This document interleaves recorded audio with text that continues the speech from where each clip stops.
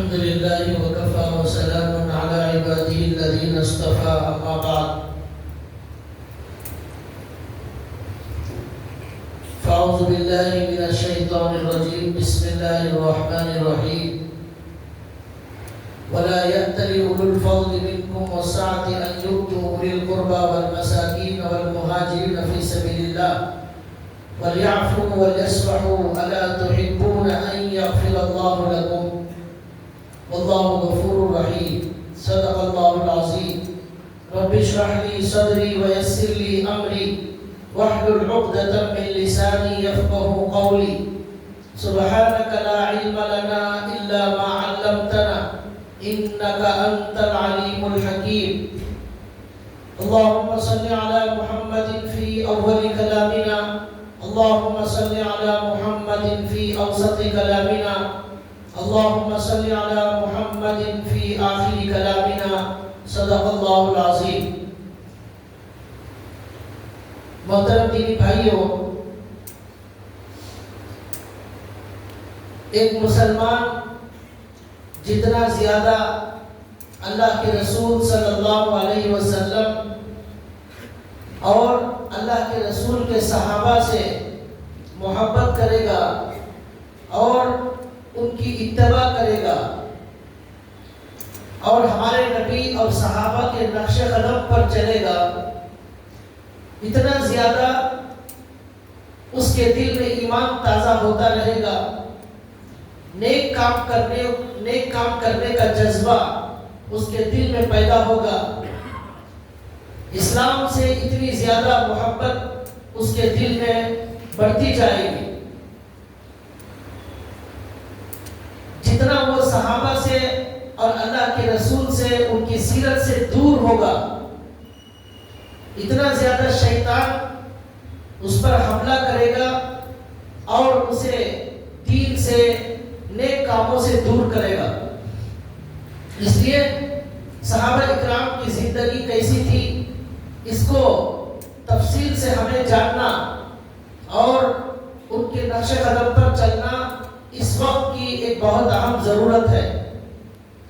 اس وقت ارتداد کا دور ہے، کفر کا دور ہے، گناہوں کا دور ہے۔ اس وقت ہمیں تھامنے والی جو طاقت ہے، جو قوت ہے، وہ صحابہ اکرام اور اللہ کے رسول کی محبت اور ان کی اطاعت اور فرما برداری۔ صحابہ اکرام بہت سارے ہیں، ان میں سب سے بڑا مقام صحابہ میں حضرت ابو بکر صدیق رضی اللہ تعالیٰ عنہ کا ہے۔ آج ہم حضرت ابو بکر صدیق رضی اللہ تعالیٰ عنہ کی سیرت جانیں گے اور ان کے بہت اہم کارنامے کو جانیں گے اور انہوں نے اسلام کے لیے کیا قربانی دی، ہمارے رسول سے وہ کیسی محبت کرتے تھے، کیا آج ہم بھی ایسی محبت حضور سے کرتے ہیں، کیسی وہ اطاعت کرتے تھے، کہ آج ہم بھی ویسی اطاعت کرتے ہیں۔ ہمارے نبی نے دنیا سے جانے کے بعد حضرت ابو بکر کو اور تمام صحابہ کو نمونے کے طور پر چھوڑا کہ دیکھو میں ایسا مسلمان چاہتا ہوں، دیکھو میں ایسا امتی چاہتا ہوں۔ اگر آپ اپنے آپ کو ایسا بنانے میں کامیاب ہو گئے تو آپ کی دنیا آخرت کامیاب، اگر نہیں بنا سکے صحابہ کے جیسا تو دنیا آخرت دونوں ناکام۔ تو حضرت ابو بکر صدیق رضی اللہ تعالیٰ عنہ، ان کا نام ابو بکر ہے اور ابو بکر کے معنی آتے ہیں ہر کام میں شروعات کرنے والے، ہر کام میں پہل کرنے والے، ہر کام میں آگے بڑھنے والے، اس لیے ان کا نام ابو بکر رکھا گیا۔ یہ حضرت ابو بکر صدیق رضی اللہ تعالیٰ عنہ اسلام لانے میں سب سے پہلے صحابی ہیں، مردوں میں سب سے پہلے اسلام حضرت ابو بکر صدیق نے قبول کیا، عورتوں میں حضرت خدیجہ الکبریٰ رضی اللہ تعالیٰ عنہا نے سب سے پہلے اسلام قبول کیا۔ اسی طرح حضرت ابو بکر صدیق رضی اللہ تعالیٰ عنہ غلاموں کو آزاد کرانے والے سب سے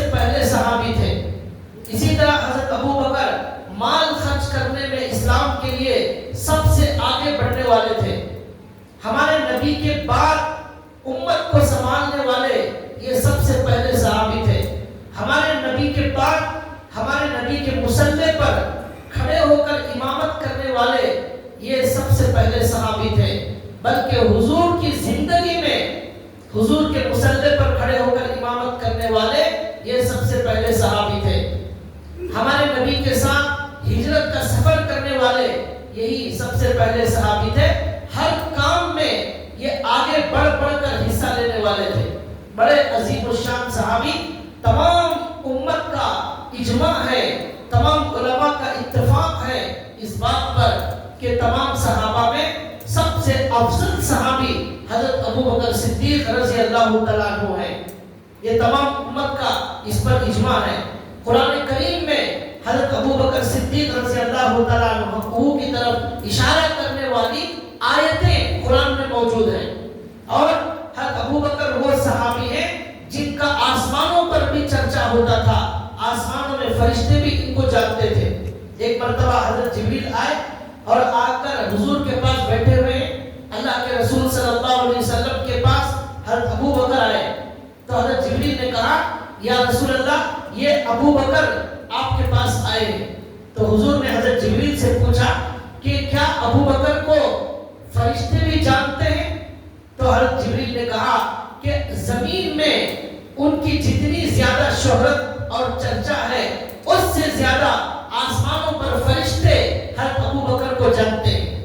ان کی شہرت ان کا چرچا صرف زمین میں نہیں آسمانوں میں بھی ان کا ذکر ہوتا ہے.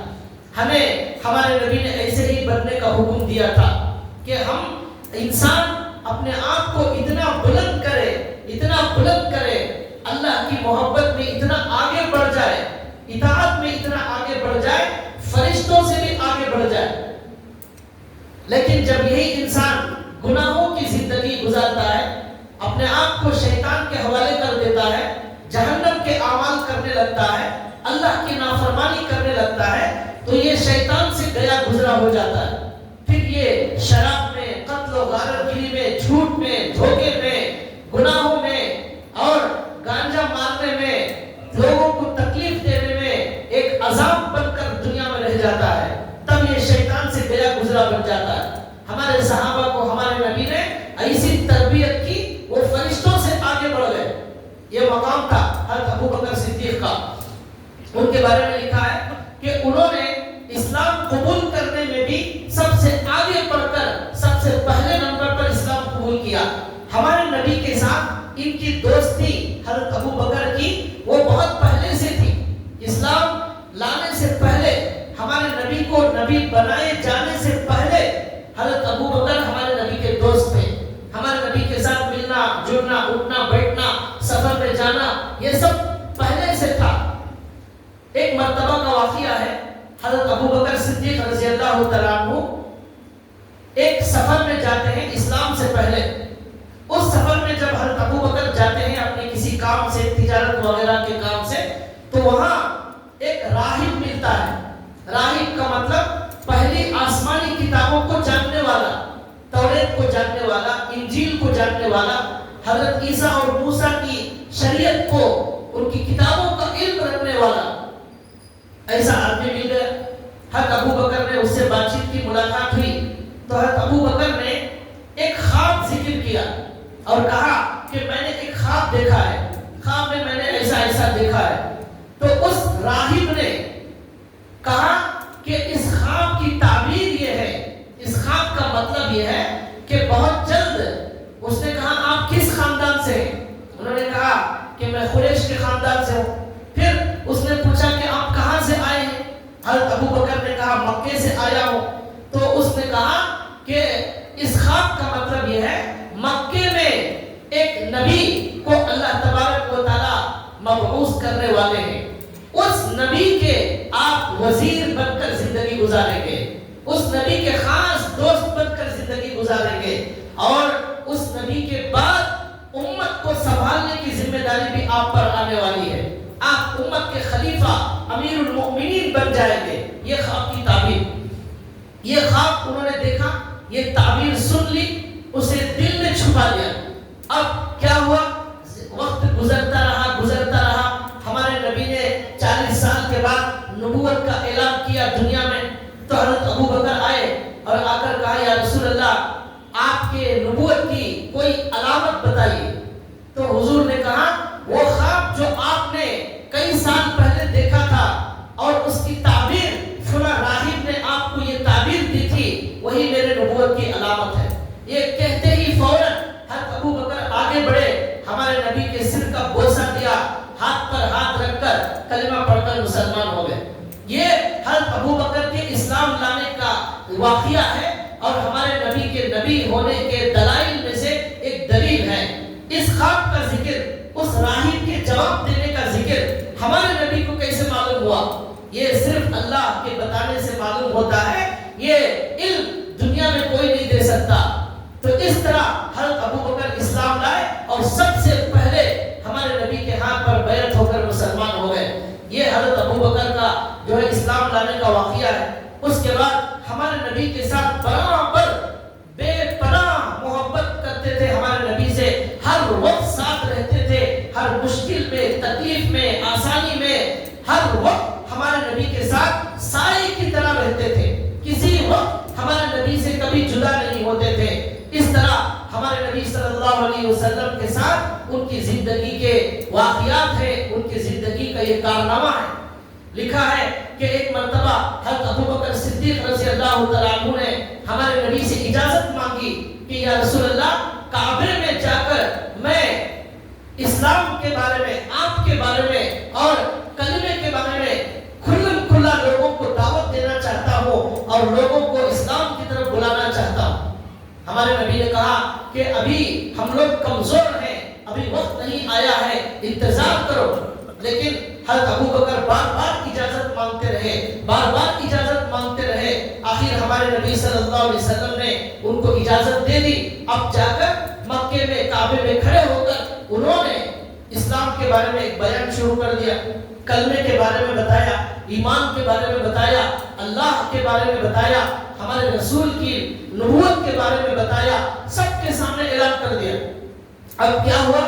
مکے کے جو کفار تھے، مکے کے جو دشمن تھے، وہ حضرت ابو بکر کو مارنے کے لیے ٹوٹ پڑے اور اتنا مارا حضرت ابو بکر کو، اتنا مارا کہ ان کا چہرہ بگڑ گیا، پورا بدن لہو لہان ہو گیا، خون ہو گیا، چہرہ پہچاننے میں نہیں آ رہا تھا، اس طرح مارا۔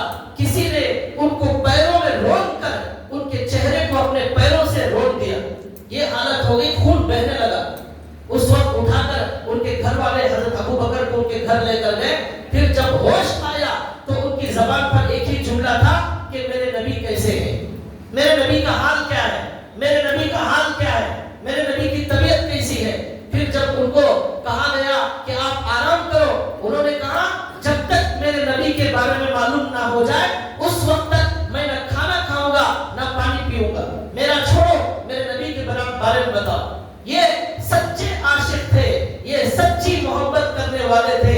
آج صرف نام کے عاشق دنیا کے اندر موجود ہیں اور صرف جلسہ کرنے والے موجود ہیں، صرف جلوس والے موجود ہیں، اطاعت اور فرما برداری کرنے والے سچے عاشقوں کی دنیا کے اندر کمی ہے۔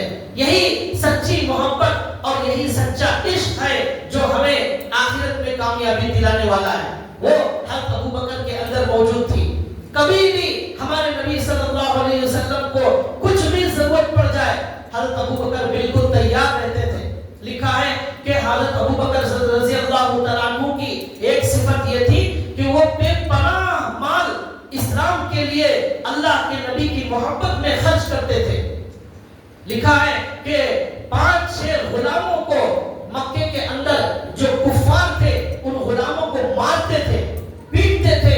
حضرت ابو بلال حبشی رضی اللہ تعالیٰ عنہ بھی اسی میں، ان کو گرم گرم چٹان پر لٹایا گیا، دھوپ میں ان کو مارا گیا کپڑے نکال کر۔ ایسے موقع پر حضرت ابو بکر آگے بڑھ کر حضرت بلال کو خریدتے ہیں اپنے پیسوں سے اور آزاد کرتے ہیں۔ اس طرح غلاموں کو آزاد کرنے کے لیے اپنا مال خرچ کرتے تھے۔ ہمارے نبی کی ضرورت پر بھی حضرت ابو بکر صدیق رضی اللہ تعالیٰ عنہ بے پناہ مال خرچ کرتے تھے۔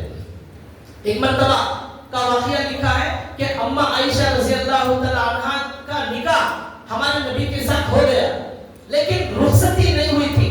تو حضرت ابو بکر صدیق نے کہا یا رسول اللہ، اب نکاح ہو چکا ہے، اب میں 2-3 سال ہو چکے ہیں، اب میں رخصتی کرنا چاہتا ہوں۔ تو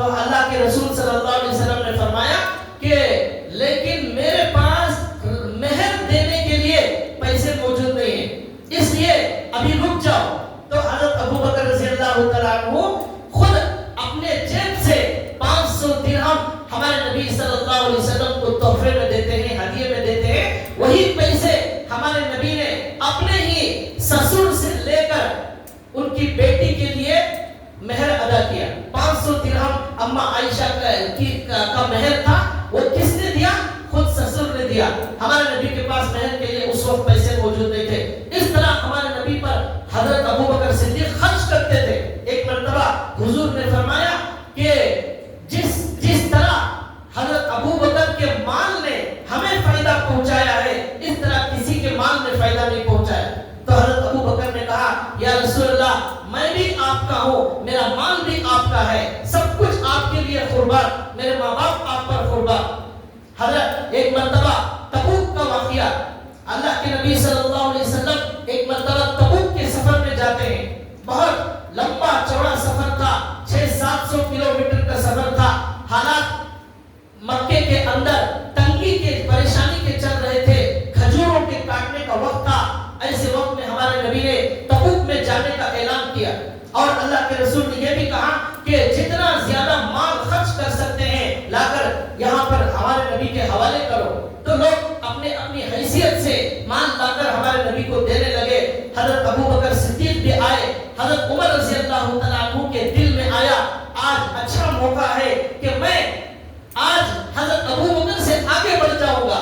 ہر وقت حضرت ابوبکر آگے رہتے ہیں, نمازوں میں آگے, تہجد میں آگے, صدقے میں آگے, حضور سے محبت میں آگے. آج میرے پاس بہت مال ہے, میں مال میں آج حضرت ابوبکر سے آگے بڑھ جاؤں گا. گئے, اللہ کے رسول نے پوچھا اے عمر کیا لائے ہو؟ حضرت عمر نے کہا یا رسول اللہ آدھا مال لایا ہوں, آدھا مال میں نے اپنے گھر والوں کے لیے چھوڑ دیا. اللہ کے نبی نے قبول کیا, دعا دی. پھر حضرت ابوبکر سے پوچھا کیا لائے ہو, کیا چھوڑا ہے؟ انہوں نے کہا یا رسول اللہ سب کچھ جو کچھ تھا وہ سب لے کر آ گیا ہوں اور گھر والوں کے لیے اللہ اور اللہ کے رسول کا نام چھوڑ کر آیا. تو اللہ کے رسول نے ان کو بھی دعا دی. حضرت عمر کہتے ہیں میں نے دل میں کہا عمر تو کہ جتنی بھی نیکیاں کر لے ابوبکر سے آگے نہیں بڑھ سکتا. یہ انہوں نے کہا کہ عمر جتنی بھی نیکیاں کر لے کبھی ابوبکر سے آگے نہیں بڑھ سکتا. اس طرح مال خرچ کرنے کی صفت ان کے اندر موجود تھی. ایک مرتبہ ہمارے نبی صلی اللہ علیہ وسلم جب مکے سے مدینہ گئے تو سب سے پہلے ہمارے نبی نے مسجد نبوی بنانے کا وہاں پر فیصلہ کیا, مسجد نبوی بنانے کا اعلان کیا. معلوم کیا تو معلوم ہوا یہ مسجد نبوی جہاں آج موجود ہے وہ 2 یتیم بچوں کی جگہ ہے. سہل اور سہیل ان کے نام ہیں. ان کے ذمہ دار کو حضور نے بلایا اور کہا کہ اس جگہ ہم مسجد بنانا چاہتے ہیں. تو انہوں نے کہا یا رسول اللہ آپ مسجد بنائیے, یہ ہمیں پیسوں کی ضرورت نہیں. حضور نے کہا نہیں, یہ یتیم بچوں کی جگہ ہے, ہم فری میں نہیں لیں گے, پیسے دے کر ہم یہ جگہ خریدیں گے. تب اللہ کے نبی نے حضرت ابوبکر کو حکم دیا ابوبکر اس جگہ کے پیسے تم ادا کرو. حضرت ابوبکر نے اپنے پیسوں سے وہ مسجد نبوی کی جگہ خریدی. اب آج آپ یاد رکھیے آج سے 1450 سال پہلے حضرت ابوبکر نے مسجد نبوی کی جگہ خریدی. آج 1450 سال ہو گئے, آج تک جتنے لوگ وہاں حج کرنے جا رہے ہیں, جتنے عمرہ کرنے جا رہے ہیں, جتنی دعا کر رہے ہیں, جتنے طواف کر رہے ہیں, جتنے لوگ قرآن پڑھ رہے ہیں, جتنے لوگوں نے وہاں اللہ کا نام لیا ہے, اس کا اجر و ثواب حضرت ابوبکر صدیق رضی اللہ تعالیٰ عنہ کو بھی مل رہا ہے. کتنا عظیم کام, کتنا بڑا کارنامہ انجام دیا انہوں نے, مسجد کے لیے جگہ خرید کر دے دی, وہ بھی ہمارے نبی کی مسجد نبوی جہاں ہمارے نبی نے پوری زندگی عبادت کی. وہ اسلام کا مرکز, وہ اسلام کا ہیڈ کوارٹر تھا, وہ اسلام کے دین کے پھیلانے کا ذریعہ تھا. اس کی جگہ حضرت ابوبکر نے خریدی. اس طرح ہمارے نبی نے حضرت ابوبکر کو حکم دے کر ان کے اعمال میں بے پناہ اضافہ کر دیا. اب قیامت تک جتنے لوگ نماز پڑھیں گے اس کا ثواب حضرت ابوبکر صدیق کو جاتا رہے گا. یہ وہ لوگ تھے جنہوں نے اپنی دنیا کے ذریعے اپنی آخرت بنا لی, اپنے پیسوں کے ذریعے جنت کو خرید لیا. ہمارے پیسے خرچ ہوتے ہیں ہمارے اچھے اچھے کھانوں میں, ہماری شادیوں میں کروڑوں روپے خرچ ہوتے ہیں. فضول اور اسراف دکھانے کے لیے ہم کروڑوں روپے لگا دیتے ہیں. اس طرح ہم اپنی دنیا سے خالی دنیا ہی بنا رہے ہیں. یہ صحابہ اپنی دنیا سے اپنی آخرت بناتے تھے. یہ ہے حضرت ابوبکر صدیق رضی اللہ تعالیٰ عنہ. اس طرح بے پناہ مال ہمارے نبی پر خرچ کرنے والے تھے. لکھا ہے کہ جب پورے کے پورے صحابہ نکل کر مکے سے مدینہ چلے گئے تو اللہ کہ ابو بکر تم انتظار کرنا، اللہ کا حکم آنے تک تم انتظار کرنا۔ سب کو حضور نے روانہ کر دیا ہجرت کے سفر کے لیے، لیکن جس عظیم سفر کے لیے مکے سے نکل کر مدینے کا جو سفر ہجرت ہے، اس میں جس ساتھی کو ہمارے نبی نے منتخب کیا وہ ہے حضرت ابو بکر صدیق رضی اللہ تعالیٰ عنہ۔ ہمارے نبی اچانک حضرت ابو بکر کے گھر میں آئے اور آ کر کہنے لگے، اے ابو بکر، اللہ نے مجھے حکم دیا ہے یہاں سے ہجرت کرنے کا، اور ہم یہاں سے مکے سے نکلنے والے ہیں۔ تو حضرت ابو بکر نے کہا، یا رسول اللہ، کیا مجھے بھی آپ کے ساتھ سفر میں جانے کی اجازت ملے گی؟ تو حضور نے کہا، ہاں تم ہی میرے ساتھ جاؤ گے، یہی اللہ کا حکم ہے۔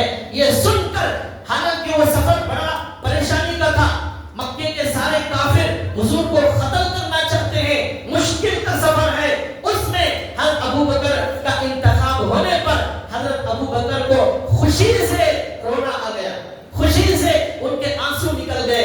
اما عائشہ رضی اللہ تعالیٰ عنہ کہتی ہیں، مجھے اس دن معلوم ہوا کہ رونا صرف مصیبت کی وجہ سے نہیں آتا، خوشی کی وجہ سے بھی رونا آتا ہے۔ یہ خوشی کے آنسو ہیں۔ میں چھوٹی تھی، مجھے معلوم نہیں تھا، میں نے اس دن سمجھا کہ خوشی سے بھی انسان کبھی روتا ہے۔ تو اب حضرت ابو بکر صدیق نے کہا، یا رسول اللہ، آپ آ جائیے، میں پورے انتظامات میں تیار کر لوں گا۔ اللہ کے رسول کے سفر کے لیے انہوں نے کئی ماہ پہلے 2 اونٹنیوں کو خرید لیا تھا اور ایک آدمی کو بھی اجرت دے دی تھی، راستہ بتانے والے کو۔ پھر انہوں نے اپنے بیٹے سے کہا کہ ہم جب یہاں سے نکل کر سیدھا مدینہ نہیں جائیں گے، بلکہ ایک غار میں چھپ جائیں گے، غار ثور میں، وہاں چھپ جائیں گے، وہاں روزانہ رات میں ہماری بکریوں کا دودھ لا کر دینا۔ یہ ذمہ داری اپنی بیٹی حضرت ابو بکر کی بیٹی حضرت اسما کو انہوں نے دے دی، اپنے بیٹے کو ذمہ داری دی کہ مکے کی ساری خبریں لا کر ہمیں غار میں پہنچاتے رہنا۔ پھر اونٹوں کا انتظام کر لیا، راستہ بتانے والے کا انتظام کر لیا، گھر میں جتنا مال تھا سارا مال لے لیا، سفر میں ہمارے نبی کو کوئی تکلیف نہ ہو جائے، یہ پورا مال رکھ لیا۔ حضرت ابو بکر کے والد جن کا نام ابو قحافہ ہے، وہ بہت بوڑھے تھے، نابینا ہو چکے تھے۔ انہوں نے اپنی پوتی سے، حضرت ابو بکر کی بیٹی سے کہا کہ مجھے لگ رہا ہے کہ ابو بکر سارا مال لے جائے گا اور ہمیں بھوکا چھوڑ کر چلا جائے گا۔ تو بیٹی نے کہا پوتی نے کہ دادا جان آپ فکر نہ کریں، ہمارے پاس بھی گھر میں کچھ مال چھوڑا ہے۔ تو نابینا باپ نے کہا مجھے یقین نہیں آ رہا ہے، دکھاؤ کہاں ہے مال۔ تو بچی بھاگتے ہوئے جلدی گئی، کچھ پتھر لے کر آئی اور ایک کچھ تھا جس میں پیسے رکھتے تھے، دینار دراہیم برتن جیسا، اس کے اندر وہ دینار وغیرہ ڈال دیے اور وہ نابینا دادا صاحب کو لا کر دکھایا۔ وہ دادا صاحب نے ہاتھ سے دیکھا تو سمجھ لیا کہ کچھ پیسے یہاں بھی چھوڑ کر گئے۔ تو اب انہوں نے کہا ہاں چلو اب ہم بھوکے نہیں رہیں گے۔ اس طرح حضرت ابو بکر نے اللہ کے رسول کی محبت میں اپنا سارا مال حضور پر خرچ کرنے کے لیے اٹھا لیا۔ کیا چھوڑا گھر میں؟ پتھر چھوڑے۔ ان کی بچی موجود ہے، بیٹا موجود ہے، باپ موجود ہے، ان کی فکر نہیں کی، ان کو اللہ کے حوالے کیا، سارا مال لے لیا۔ اب اللہ کے نبی ہجرت کے لیے اپنے گھر سے نکل کر حضرت ابو بکر کے پاس آئے۔ یہاں سے ہمارے نبی اور حضرت ابو بکر مدینے کے لیے روانہ ہوئے۔ تو اب سیدھا جانے کے بجائے معلوم تھا دشمن پیچھے سے آنے والا ہے اور دشمن خاموش بیٹھنے والا نہیں ہے۔ مکے والوں نے اعلان کر دیا کہ جو نبی کا پتہ بتائے گا اسے بہت زیادہ قیمتی انعام دیا جائے گا، 100 اونٹ ہدیے میں دیے جائیں گے۔ اب سارے لوگ تلوار لے کر ہمارے نبی کو، ابو بکر کو تلاش کرنے کے لیے نکلے۔ اب حضرت ابو بکر صدیق رضی اللہ تعالیٰ عنہ اللہ کے رسول صلی اللہ علیہ وسلم کے ساتھ مکے سے نکل کر ایک غار میں گئے۔ وہاں جا کر غار ثور میں ہمارے حضرت ابو بکر صدیق رضی اللہ تعالیٰ عنہ اس غار کے پاس جا رہے تھے۔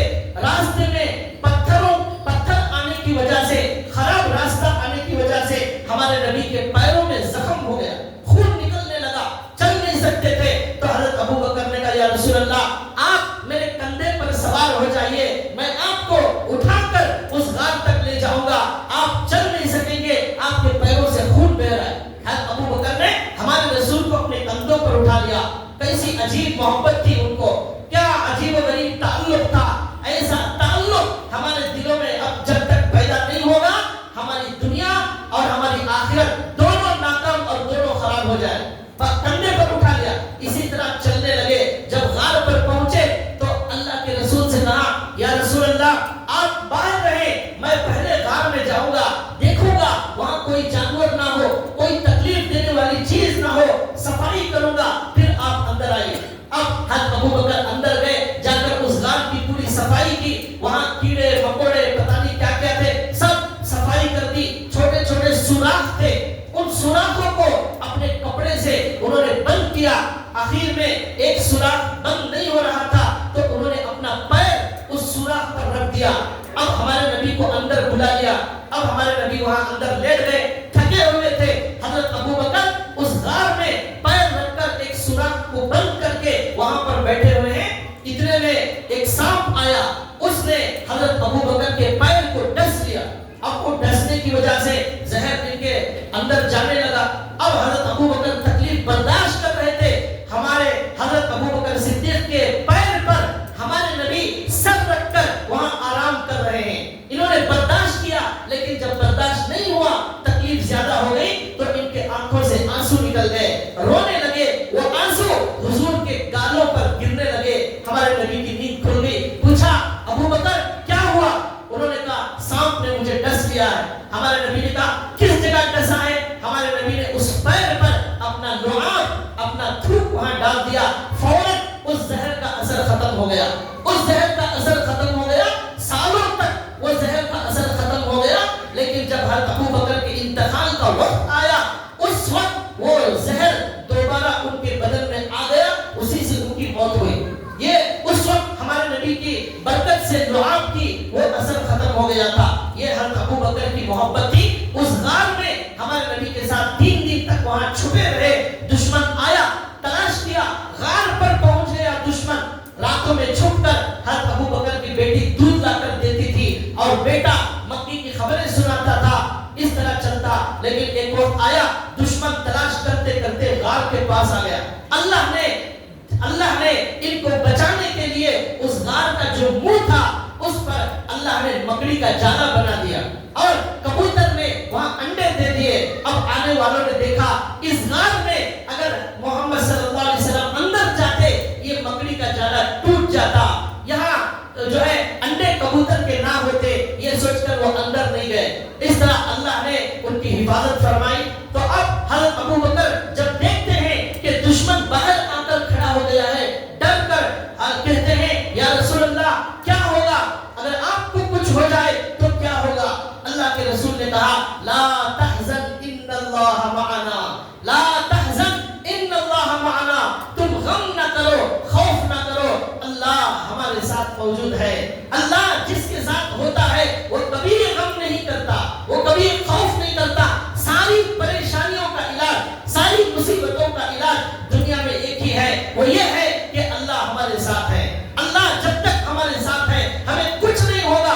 ہر تکلیف برداشت کرنے میں یہ جملہ طاقت پیدا کرتا ہے۔ موسیٰ علیہ السلام نے دیکھا جب فرعون کا لشکر پیچھے سے آ گیا، کئی لاکھ فوج اس کی آ گئی، سامنے کوئی راستہ نظر نہیں آیا۔ اب ان کی جو قوم تھی وہ بھی ڈرنے لگی اور کہنے لگی ہم تو اب پکڑے گئے، ہم برباد ہو گئے۔ تب موسیٰ علیہ السلام نے کہا ان معی ربی سیہدین، بے شک میرا اللہ میرے ساتھ ہے، وہ ضرور راستہ بتائے گا۔ پھر سمندر میں راستہ کھل گیا۔ ہمارے نبی نے بھی یہی کہا لا تحزن ان اللہ معنا۔ حضرت ابو بکر کا یہ ڈرنا، حضور کا تسلی دینا اللہ کو اتنا پسند آیا، قرآن میں وہ آیت نازل ہو گئی اذ اخرجہ الذین کفروا ثانی اثنین اذ ہما فی الغار۔ جب وہ دونوں نکلے غار میں تھے، ایک نے کہا کہ ہمیں جو ہے پریشانی ہے، تو ان کے ساتھی محمد صلی اللہ علیہ وسلم نے کہا لا تحزن ان اللہ معنا۔ اللہ نے جو ہے ان کی حفاظت فرمائی۔ یہ ہے حضرت ابو بکر صدیق رضی اللہ تعالیٰ عنہ۔ اس کے بعد وہاں سے نکل کر حضرت ابو بکر مدینے تک ہمارے نبی کے ساتھ جاتے ہیں۔ کبھی ادھر ہمارے نبی کے رائٹ سائڈ میں چلتے ہیں، کبھی لیفٹ میں چلتے ہیں، کبھی سامنے چلتے ہیں، کبھی پیچھے چلتے ہیں۔ حضور نے کہا کہ ابو بکر اس طرح کیوں چل رہے ہو؟ کبھی آگے، کبھی پیچھے، کبھی دائیں، کبھی بائیں۔ تو انہوں نے کہا یا رسول اللہ دشمن کا تیر آپ کے پیچھے سے آئے گا، وہ پہلے مجھے لگے گا، دائیں طرف سے آئے گا وہ پہلے مجھے لگے گا، یہاں سے آئے گا وہ دشمن کا تیر پہلے مجھے لگے گا۔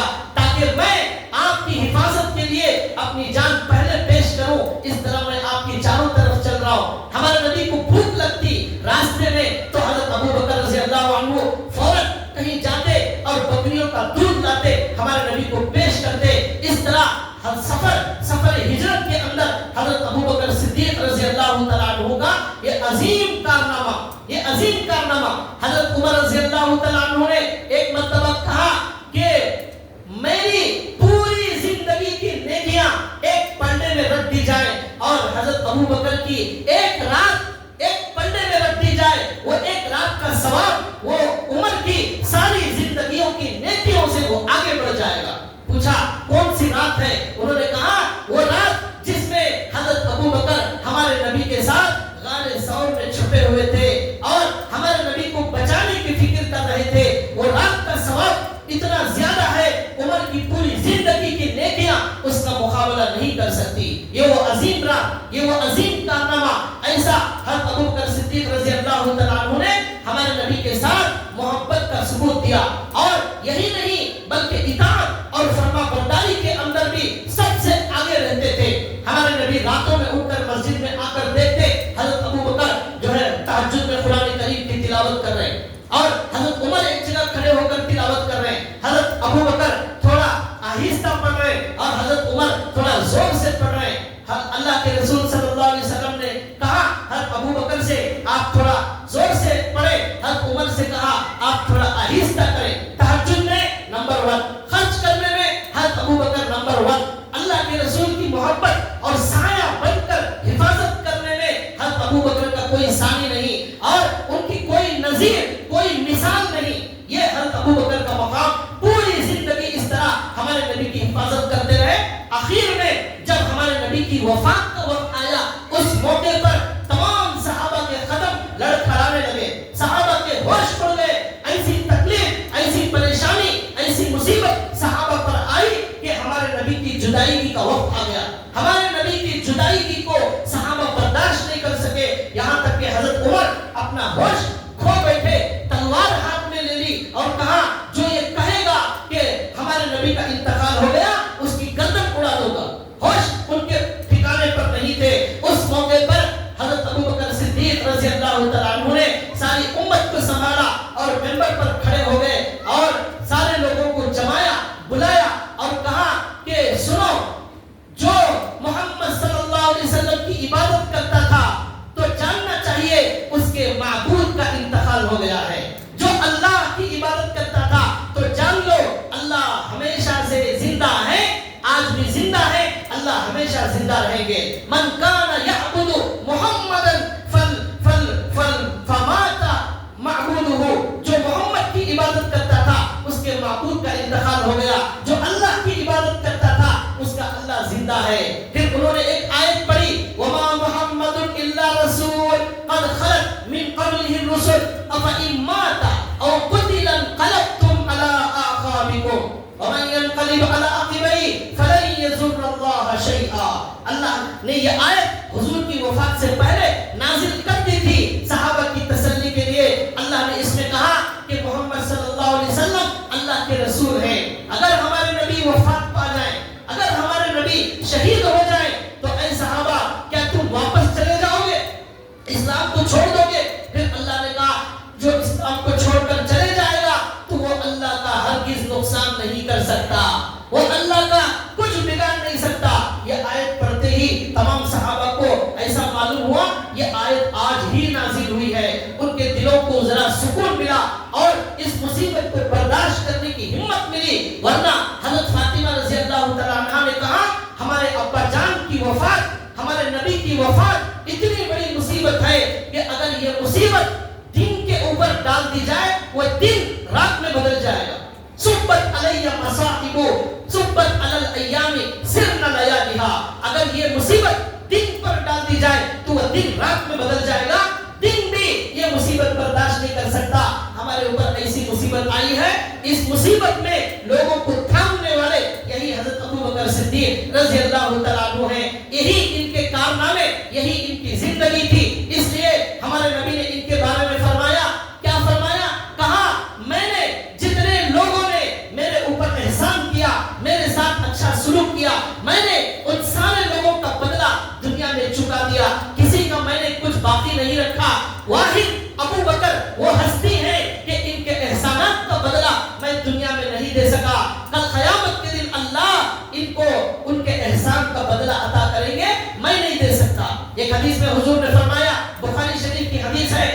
اللہ کے رسول نے کہا کہ کل قیامت کے دن روزے داروں کو جنت کا ایک دروازہ ہے جو روزے داروں کے لیے خاص ہے، وہاں وہ دروازہ روزے داروں کو وہاں سے بلایا جائے گا، صدقے والوں کو صدقے کا جنت کا جو دروازہ ہے ان کو بلایا جائے گا، نمازیوں کو جنت میں جو دروازہ ہے نمازیوں کو وہاں سے بلایا جائے گا، جہاد کرنے والوں کو جہاد کے لیے جو دروازہ جنت میں موجود ہے وہاں سے ان کو بلایا جائے گا۔ تو حضرت ابو بکر نے کہا یا رسول اللہ کیا کوئی ایسا بھی ہے جس کو سارے ہی دروازے بلائے؟ اللہ کے نبی نے کہا مجھے امید ہے ابو بکر وہ ہستی ہے جسے سارے دروازے بلائیں گے، کہیں گے روزے کا دروازہ کہے گا ابو بکر ہمارے اندر سے داخل ہو جاؤ، روزے کا دروازہ کہے گا آؤ ہمارے اندر سے داخل ہو جاؤ، صدقے کا دروازہ کہے گا آؤ ہمارے اندر سے داخل ہو جاؤ۔ یہ ہمارے نبی نے ان کی فضیلت بتائی۔ یہ بتانے کا مقصد کیا ہے بھائیوں؟ اس طرح ہمارے دل میں صحابہ کی محبت، نبی کی محبت، صحابہ کی اطاعت، نبی کی اطاعت اور صحابہ کی اطاعت، مال خرچ کرنے کا جذبہ ہمارے اندر اس طرح یہ سننے سے ہمارے اندر یہ صفات پیدا ہونا چاہیے۔ یہ صحابہ کے بیان کرنے کا مقصد ہے۔ آج بہت سارے لوگ گمراہ کر رہے ہیں، لوگوں کو صحابہ سے دور کر رہے ہیں۔ اتنے عظیم صحابی کو کافر کہنے والے آج کلمہ پڑھنے والے موجود ہیں، ان کی مسجدیں ہیں، وہ کلمہ پڑھتے ہیں، وہ اللہ کو مانتے ہیں، وہ قرآن پڑھتے ہیں، لیکن حضرت ابو بکر کو کافر، حضرت ابو بکر کو جہنمی، عمر کو کافر، عمر کو جہنمی کہتے ہیں۔ ابو بکر عمر بھی اگر کافر جہنمی ہے تو کون دنیا میں مسلمان ہے؟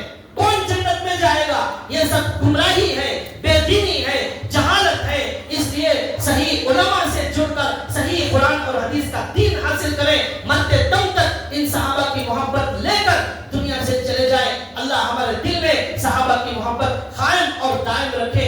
سنی ہوئی بات پر اللہ تعالیٰ عمل کی توفیق عطا فرمائے۔ حضرت ابو بکر صدیق کی صفات اللہ ہمارے اندر پیدا فرمائے۔ وآخر دعوانا الحمدللہ رب العالمین۔